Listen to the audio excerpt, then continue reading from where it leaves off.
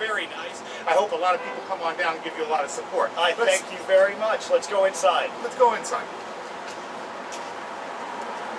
We're back and we're talking with Steve. We got inside out of the weather and we're going to ask him a few pertinent questions, see what he has to say. Now, Steve, I know you decided to get into becoming the state's attorney general, or it is the state's attorney general, right? State's attorney. State's attorney. And there must be some reason why you got into it. What is the main reason that you're doing this? What are the issues that are concerning you, that's drawing you to this? Well, thank you for asking. That's a great question. I got involved in the race for state's attorney, and quite frankly, I got involved at the last minute because no one was running against our incumbent. I believe that the city of Baltimore needs to be safer so that we can raise families in this city and we can be proud to do that. I believe that we have problems up and down the system within the current prosecutor's office, and I intend to fix those problems within the first 2 years of my administration.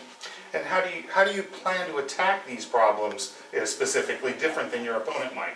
Well, I think that some of these issues that I'm running on are nuts and bolts issues. Some of the solutions to our problems are actually quite simple. They involve communication and dialogue. They include picking up the telephone and calling a victim or a witness to a crime the day before trial, the week before trial, and not at the time of trial. They need to pick up a telephone and call the police officers and make sure that they're ready for trial.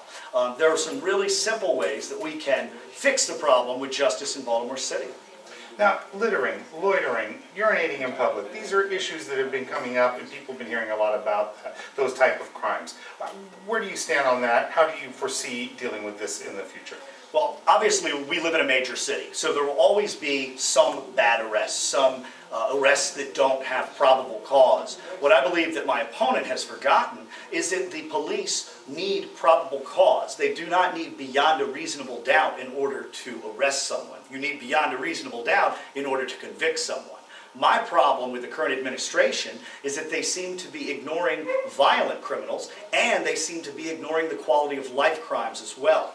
I want to address both of them. We do have to concentrate our resources on the violent offenders, but at the same time, quality of life crimes that involve victims, and when I say victims, I mean victims of crime, I mean people who are exposed to public urination, to disorderly conduct. Those are victimful crimes. They are not victimless crimes, as my opponent has stated. So I will do an across the board increase in the vigilance of the state's attorney's office to assess the cases that come in and to prosecute them vigorously. Steve, that sounds great, but now tell me, aside from that, what is actually on the top of your list? As soon as you're elected, what's on the top, like this needs to be addressed right away before everything else that's going to come and get its turn? We have a violent crime crisis in this city, and my first goal will be to increase the conviction rate for our serious violent offenders. We have one of the lowest rates of convictions for violent offenders of any major city in the country, and this despite the fact that we spend more money per person on prosecutors in Baltimore than almost any other city in America. Now, a consensus between the police department and the Attorney General's, or the State's Attorney's office. Tell me, the current state attorney and you, how do we see that? Where do we plan? How are they doing? How do you plan to do it? I think it's very important that there's a homogeneous situation between the police department and your office. Absolutely. I don't think that my opponent or I or many people would trade jobs with a Baltimore City police officer for a month. It's the toughest job in the state and maybe in the country. What I will do, and what I believe we have, is we have a leadership problem at the state's attorney's office. This is the only state's attorney's office, the only prosecutor's office in the nation that I believe fights cops instead of fighting crime. And I will do something about that. I will convene a law enforcement summit the day that I am elected so that we can have a round table, we can march in unison to fight crime. The criminal element of this city is galvanized when they know that there's bickering between the state's attorney's office and the police and the city council and the mayor's office.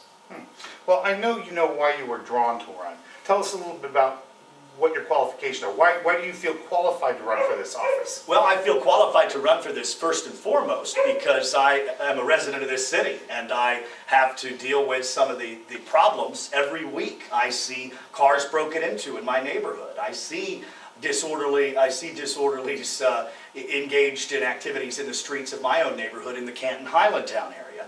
I also think I'm qualified for this job because I have been practicing law for 12 years. I have defended the rights of many, many families. I have tried, as I say, hundreds of cases. I've been active in the Democratic Party for over a decade, and I am a homeowner, and I'm someone who wants to raise a family. I believe that the fact that I'm young and the fact that I'm from the outside is a positive. I believe that the passage of time takes its toll on our leaders to be able to think outside the box, and I offer fresh new ideas for Baltimore.